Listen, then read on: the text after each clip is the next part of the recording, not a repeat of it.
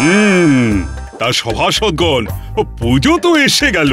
হ্যাঁ মহারাজ, চারিদিক এখন শুধু শিউলি ফুলের গন্ধে ম ম করছে।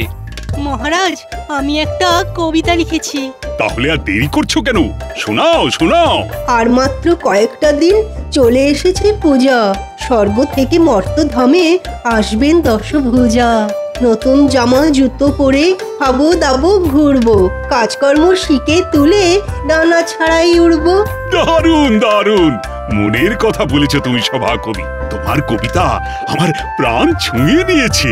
মহারাজ, পুজোর সময় আমরা তো সবাই পুজোর ভাতা পেয়েছি, কিন্তু আমাদের রাজ্যের অনেক গরিব প্রজা রয়েছে যারা পুজোতে কিছুই কিনতে পারেনি। তাই আমি বলছিলাম কি, এবারে যদি সকল গরিব প্রজাদের কিছু অর্থ দেওয়া হতো তাহলে খুব ভালো হতো। বাহ বাহ বাহ মন্ত্রী, বাহ বাহ, তোমার এই প্রস্তাব আমার মন একেবারে জয় করে নিল। বাবা, এ তো দেখছি ভূতের মুখে রাম নাম। থামো গোপাল, মন্ত্রী যে এইরকম নিজের স্বভাব পরিবর্তন করতে পেরেছে সেটা দেখে আমার খুবই ভালো লাগছে। মহারাজ, আমার কিন্তু একটা খটকা লাগছে। রাতারাতি এরকম স্বভাবের পরিবর্তন কি করে সম্ভব? বেশি কথা বলো না গোপাল, তোমার মতো সারাদিন খাই তাই ঘুড়ি বাজাই স্বভাব আমার নয়। আমি যথেষ্ট প্রজাদরদি মন্ত্রী। সে আপনার ভুঁড়ি না থাকলে বাজাবেন কি করে? কষ্ট করে বানাতে হয়েছে। টং টং টং। দেখো, তোমরা নিজেদের মধ্যে সব ঝগড়াঝাটি বন্ধ করো, আর আমাদের মতে মন্ত্রী যেটা বলেছে সেই অনুযায়ী কাজ করার চেষ্টা করো। বলুন মহারাজ, আমি কি করতে পারি? হ্যাঁ মহারাজ, বলুন বলুন, কি করব বলুন। মহারাজ, আমি এই পুণ্য কাজ নিজে হাতে করতে চাই। জীবনে অনেক ভুল করেছি, আজ সেই ভুলের মাসুল দিতে চাই। আপনি আমাকে দায়িত্ব দিন আর নগদ অর্থ দিন। আমি প্রজাদের মধ্যে বিলিয়ে স্বাক্ষর করিয়ে তার প্রমাণপত্র জমা দেবো। বাহ বাহ বাহ, সব দায়িত্ব যখন তুমি নিজে কাঁধে তুলে নিতে চাও তাহলে তো আর কোনো চিন্তাই নেই। আমি পুরো দায়িত্ব তোমার কাঁধে দিয়েই নিশ্চিন্ত থাকতে চাই। মহারাজ, বুঝে শুনে পা ফেলুন। একটা কথা মনে রাখবেন, ন্যাড়া একবারই বেলতলায় যায়। এর আগে আপনি অনেকবার ন্যাড়া মাথা নিয়ে বেলতলা গিয়ে টাক ফাটিয়েছেন, মানে মন্ত্রী মশাইকে বিশ্বাস করে ঠকেছেন। আর কি আপনি টাক ফাটাবেন বলুন? দেখো গোপাল, তুমি আমাকে বেলগাছ বলছো, তা আমি মেনে নিচ্ছি। দুর্গা পুজোটা বেলতলাতেই শুরু হয়, খুব পবিত্র গাছ। কিন্তু তা বলে মহারাজ ন্যাড়া? দেখুন মহারাজ, আপনার সামনে বসে আপনাকে অপমান করছে। গোপাল, এটা কিন্তু তুমি অত্যধিক বাড়াবাড়ি করছো। মন্ত্রী যখন বলছে শুধরে গেছে, তখন তাকে একটা সুযোগ তো দেওয়া উচিত। আর তারপরও ক্ষমার থেকে বড় ধর্ম আর কিছুই কিন্তু নেই। সে মহারাজ আপনি যা ভালো বোঝেন করুন, কিন্তু আমার একটু খটকা লাগলো তাই বললাম। হ্যাঁ, তুমি নিজের মতো থাকো আর মন্ত্রীকে মন্ত্রীর কাজ করতে দাও। আর মন্ত্রী শোনো, তুমি তোমার জনসেবার কাজ শুরু করে দাও। আমি পুজোর আগে সকল প্রজার হাসি মুখ দেখতে চাই। এই রাজসভা শেষ হলে আমার সাথে কোষাগারে আসবে, তোমাকে অর্থ আমি বুঝিয়ে দেব। যথাজ্ঞা মহারাজ। এই অর্থ দিয়ে কি যে অনর্থ করবে কে জানে। যাকে মন্ত্রী মশাই তো আর আমার আপন কেউ না, পরের ছেলে পরমানন্দ, যত উচ্ছন্নে যায় ততই আনন্দ। আমি আর কোনো ব্যাপারে নাকি গলাবো না। আচ্ছা গোপাল, তুমি এত রাগ করছো কেন? সবাইকেই তো কিছু না কিছু দায়িত্ব দিতে হবে নাকি? তুমি এক কাজ করো, তুমি পটোকে বলো আজ থেকেই রাজবাড়ির মাঠে যেন ঠাকুরের প্রতিমা বানানোর কাজ শুরু করে দেয়। আর যতদিন না কাজ শেষ হবে তুমি দাঁড়িয়ে থেকে দেখবে। আচ্ছা মহারাজ।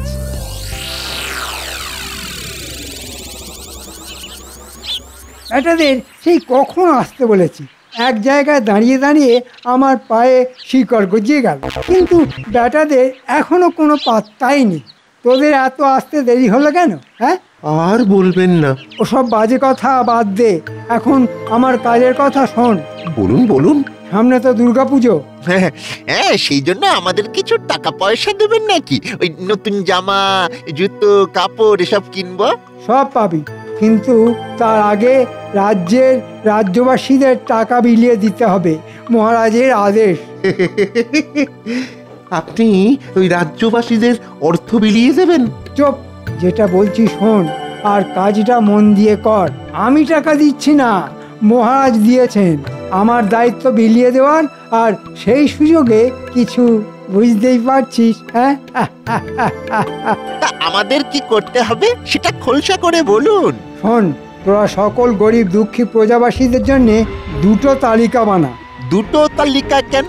হ্যাঁ, দুটোই তালিকা হবে, কারণ একটা তালিকাতে শুধু তাদের নাম থাকবে যারা একেবারেই গরিব, কিছুই নেই। আর একটা তালিকাতে তাদের নাম থাকবে যাদের অন্তত জমি, বাড়ি, ধানের গোলা, পুকুর, গরু, বলদ কিছু না কিছু আছে, কিন্তু গরিব। এটা দিয়ে কি হবে মন্ত্রীমশাই? কি হবে সেটা তুই পরে জানতে পারবি।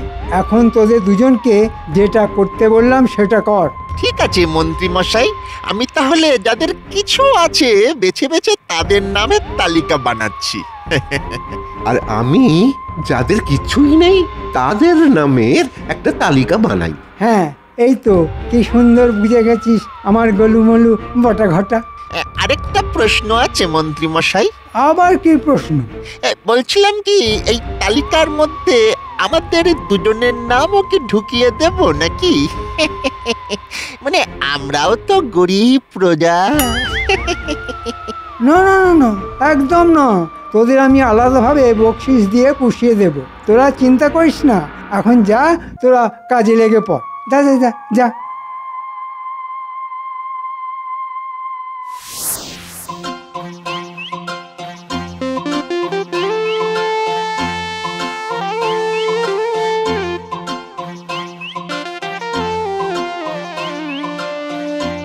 ও কুমোর ভাইয়া, বাড়ি আছো? কই গো, দেখা দাও। কে কে? ও গোপাল দাদা, বলো বলো। তা পুজো তো চলে এলো, প্রত্যেকবারের মতো এবারেও তো তোমাকে রাজবাড়ির মা দুর্গার প্রতিমা বানাতে হবে, মনে আছে তো? হ্যাঁ, তা মনে আছে বই কি। তাহলে আর দেরি কেন, কালকে সকাল থেকে রাজবাড়ির মায়ের মূর্তি বানানো শুরু করে দাও। আমি থাকবো, তোমার যা যা প্রয়োজন পড়বে আমাকে বলো, আমি সাহায্য করব। আচ্ছা গোপাল দাদা, ঠিক আছে। আচ্ছা ঠিক আছে, আমি তাহলে আসি। হ্যাঁ এসো, আমি ঠিক কালকে সকাল সকাল সময় মতো রাজবাড়িতে পৌঁছে যাব।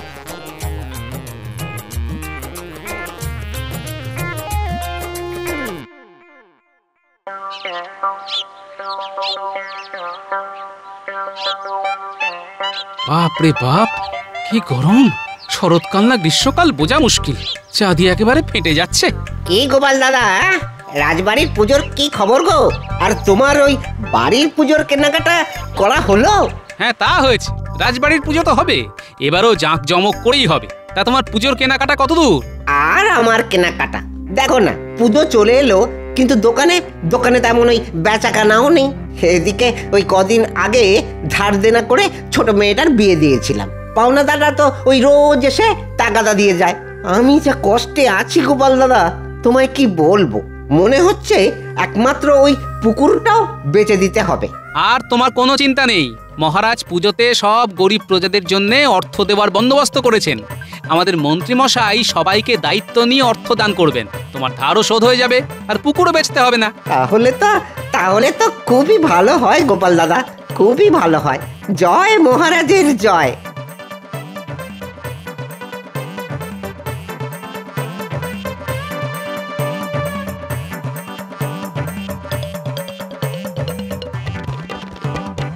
কিরে ন্যাপলায় গুলটে, বিশ্বকর্মা পুজো চলে গিয়ে দুর্গা পুজো চলে এলো, এখনো ঘুরে ওড়াচ্ছিস? কি আর করবো বলো গোপাল দাদু, আমাদের কুঞ্চিত বঞ্চিত জীবনে আনন্দ মানে তো এইটুকুই, ঘুড়ি ওড়ানো। না হয়েছে পুজোর জামা কাপড়, না অন্য কিছু। এবারে বাবার জমিতে চাষ আবাদ তেমন ভালো হয়নি গো দাদু। বুঝতে পারছি, কিন্তু তোদের এই কষ্ট আর বেশি দিন থাকবে না রে।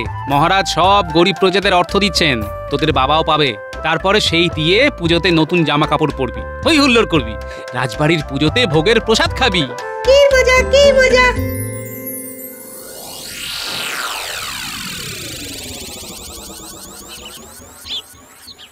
এতক্ষণে তো ব্যাটাদের তালিকা নিয়ে চলে আসার কথা, কিন্তু এখনো তো এলো না।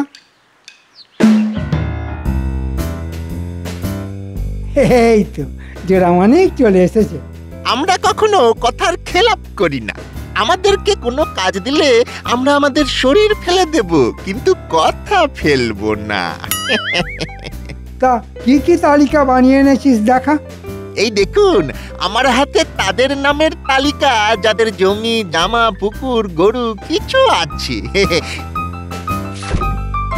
এই যেমন ধরুন প্রথমেই পুটির বাবা, খুব গরিব, ধার দেনা করে এবারে বীজ ধান বপন করেছিল, কিন্তু চাষ আবাদ তেমন হয়নি, তাই মহাজনের ধার শোধ করার জন্যে জমি বিক্রি করা ছাড়া আর কোনো উপায় নেই। এরপরে দেখছি তো ভোলা ময়রার নাম। হ্যাঁ, ভোলার দোকান তেমন চলছে না, তাছাড়া কদিন আগে ছোট মেয়ের বিয়ে দিয়েছে ধার করে, ধার শোধ হয়নি, কিন্তু কিন্তু একটা পুকুর আছে। হ্যাঁ, চমৎকার, তার মানে তোর তালিকায় সব এরকমই নামের হিসেব। একদম পুরো গবেষণা করে তালিকা বানিয়েছি। বাড়ি বাড়ি ঘুরেছি, লোকজনকে জিজ্ঞাসা করেছি। আর ঘটা, তোর তালিকা দেখি। আমার তালিকায় শুধু ওই হতদরিদ্র লোকেদের নাম। তিন কুলে কেউ নেই, টাকা কড়িও নেই, দিন আনে আর দিন খায়। ঠিক আছে ঠিক আছে, বুঝে গেছি, এদের নিয়ে আমার বেশি মাথা ব্যথা নেই। আচ্ছা, এক কাজ কর, কালকে সকালে আমার বাড়ি থেকে কিছুটা দূরে যে বটগাছ আছে সেখানে এই তালিকা অনুযায়ী সব গরিব প্রজাদের আসতে বল। আর যাদের জমি জমা সম্পত্তি কিছু আছে তাদেরকে ওই সম্পত্তি দলিলপত্র নিয়ে আসতে বলবি, আর যাদের কিছুই নেই তাদের খালি হাতে। ঠিক আছে? আচ্ছা মন্ত্রী মশাই। আর হ্যাঁ, সকালে আমি ঘোষককে দিয়ে ঘোষণা করাবো, ঘোষণা শুনেই যেন সবাই চলে আসে, যে আসবে না সে কিছুই পাবে না। আচ্ছা আচ্ছা মন্ত্রী মশাই। যাই, আমিও কাজ গুছোতে শুরু করি। মহারাজের দেওয়া অর্থগুলো তালিকা অনুযায়ী সাজিয়ে ফেলি।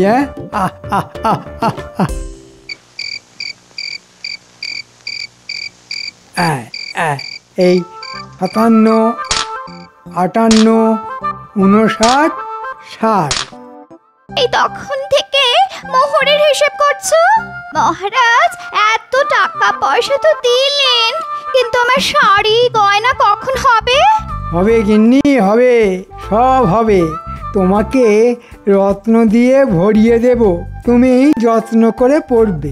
এই মৌকায় ফোকটসে যা কামিয়ে নিলাম না, এখন আগামী 10 বছর পুজোতে তোমাকে শাড়ি গয়না কিনে দেওয়ার জন্যে কোনো চিন্তাই করতে হবে না। বেশ বেশ, তোমার এই সুবুদ্ধি, এর মানে কুটবুদ্ধি মাথায় এসেছে, এটা দেখেও ভালো লাগছে।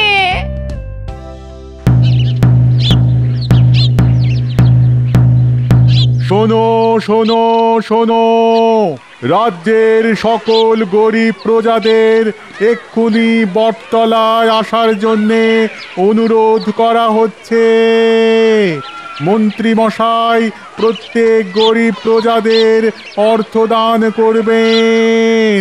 শোনো শোনো শোনো, প্রথমেই ডেকে নেওয়া হচ্ছে ভোলা ময়রাকে। ভোলা, তুমি মন্ত্রী মশাইয়ের সামনে চলে এসো। তা ভোলা, শুনলাম তোমার অনেক কষ্ট দুঃখ ধার দেনা, তাই আমি তোমাকে অর্থ দান করব। আমি তো শুনলাম মহারাজ দান করছেন। মহারাজকে তো আমি রাজি করালাম, সব দায়িত্বই আমার। তুমি শুধু তোমার ওই পুকুরের দলিলটা দাও, এখানে টিপ স্বাক্ষর করো আর মোহরের থলে নিয়ে যাও।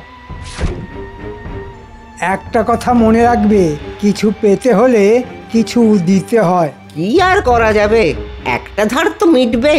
জয় মন্ত্রী মশাইয়ের জয়।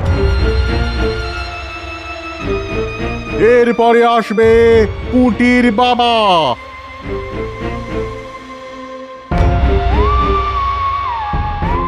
তোমার 3 বিঘা জমির দলিলটা দাও। হ্যাঁ, এখানে স্বাক্ষর করো। আর এই নাও তোমার উপহার স্বরূপ অর্থ। খুব উপকার হলো মন্ত্রী মশাই, এবার আমার মহাজনের কাছে ধারটা মিটবে। এরপর ডেকে নেওয়া হচ্ছে রামুকে।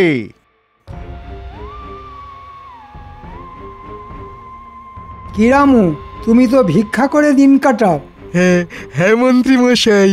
তোমাদের জন্যে আমার মন বড্ড কাঁদে গো। এই নাও তোমার পুজোর জন্যে অর্থ, এই দিয়ে জামা কাপড় কিনো, পুজোতে আনন্দ করো। ধন্যবাদ মন্ত্রী মশাই।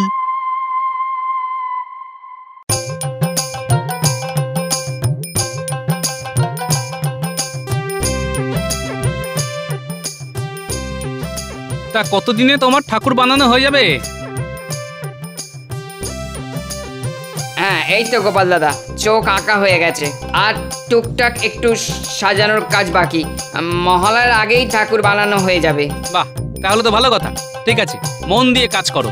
বেশ বেলা হলো, যাই আমি একটু খেয়ে আসি। হ্যাঁ গোপাল দাদা যাও, আমিও একটু পরে খেতে যাব।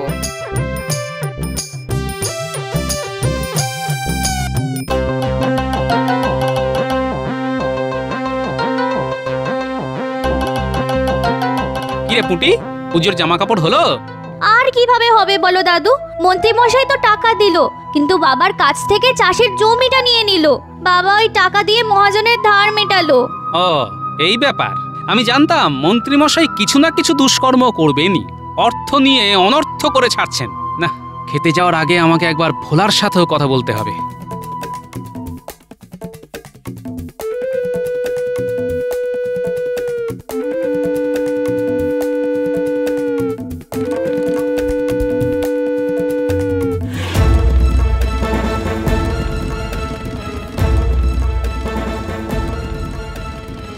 কি গো ভোলা, কি খবর? টাকা পয়সা পেয়েছো তো? হ্যাঁ তা পেয়েছি, সেই টাকা দিয়ে ধারটা মেটালাম, কিন্তু তার সাথে আমার পুকুরটাও গেল। হ্যাঁ সে কি গো ভোলা? হ্যাঁ গোপাল দাদা, মন্ত্রীমশাই তো বললেন কিছু পেতে হলে কিছু দিতে হয়। এমনিতেও ওই পানা পুকুর বেচতে গেলে অনেক ঘুরতে হতো। যাই হোক, ধারটা তো মিটলো, পুজোর জামা কাপড় নাই বা জুটলো। কি কথা, মহারাজ তো সব প্রজাদের হাসি মুখ দেখার জন্য কোষাগার ফাঁকা করে অর্থ বিলিয়ে দিলেন, আর তোমরা পুজোর সময় ছল ছল চোখে ঠাকুর দেখবে? না, আমাকে এক্ষুনি খবরটা মহারাজকে জানাতে হবে। খাওয়া দাওয়া পরে হবে।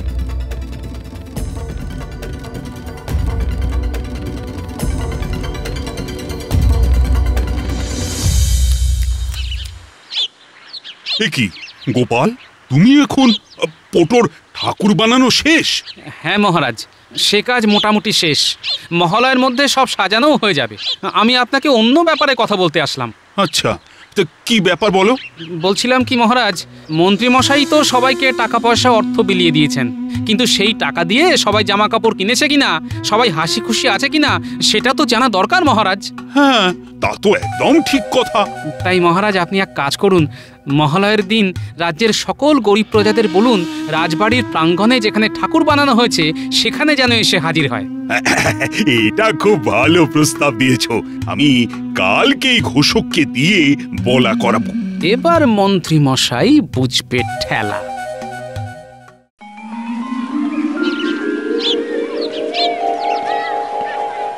মহারাজ, খামোকা আবার সবাইকে ডাকার কি দরকার? আমি তো সবাইকেই অর্থ দিয়েছি, ওরা পোশাক কিনলো কি না কিনলো আমাদের জন্য কি লাভ? না না না, আমি চাই সকল প্রজা হাসি মুখে পুজো দেখুক। তাই তারা অর্থ পেয়ে সত্যি কতটা খুশি আছে সেটা তো জানা দরকার। এই মরেছি, যদি আমার এই বাগিয়ে নেওয়ার ব্যাপারটা ফাঁস হয়ে যায় তাহলে কেলেঙ্কারি হয়ে যাবে। না, কিছু ভুজুম ভাজুম দিয়ে মহারাজকে গলাতে হবে। ওই তো মহারাজ, সবাই এসে গেছে। এই তো পুঁটির বাবা, এই পুজোয় নতুন জামা পরনি কেন? কি করে পরবো হুজুর, যে কটা টাকা পয়সা পেলাম সব দিয়ে মহাজনের ধার মেটালাম, আর সাথে আমার জমিটাও চলে গেল। আমার পুকুরটাও তো নেই মহারাজ, কিভাবে কিনবো? মহারাজ মহারাজ, মন্ত্রীমশাই আমাদের টাকা দিয়েছেন, কিন্তু তার বদলে আমাদের সম্পত্তি কেড়ে নিয়েছেন। কি মন্ত্রী, এরা সবাই তোমার নামে কি সব বলছে? মহারাজ, এরা মিথ্যে কথা বলছে। আমি সবাইকে দিয়ে স্বাক্ষর করিয়ে নিয়েছি, সবাই যথেষ্ট টাকা পেয়েছে কিনা। এই দেখুন মহারাজ, সবাইকে নিঃস্বার্থে দান করেছি।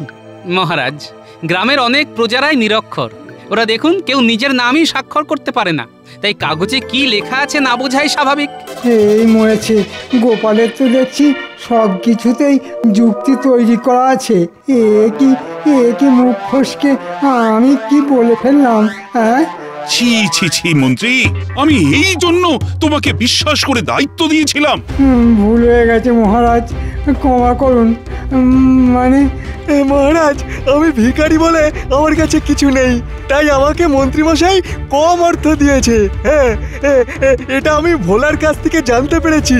আমি পেয়েছি 10 মোহর, আর ভোলা পুকুর দিয়েছে বলে 50 মোহর। হ্যাঁ সেনাপতি, তুমি এক্ষুনি মন্ত্রীর বাড়িতে যা যা টাকা পয়সা আছে সব কেড়ে নাও, আর মন্ত্রীর সব রাজকীয় পোশাকও কেড়ে নাও, আর সব অর্থ আমাদের প্রজাদের বিলিয়ে দাও।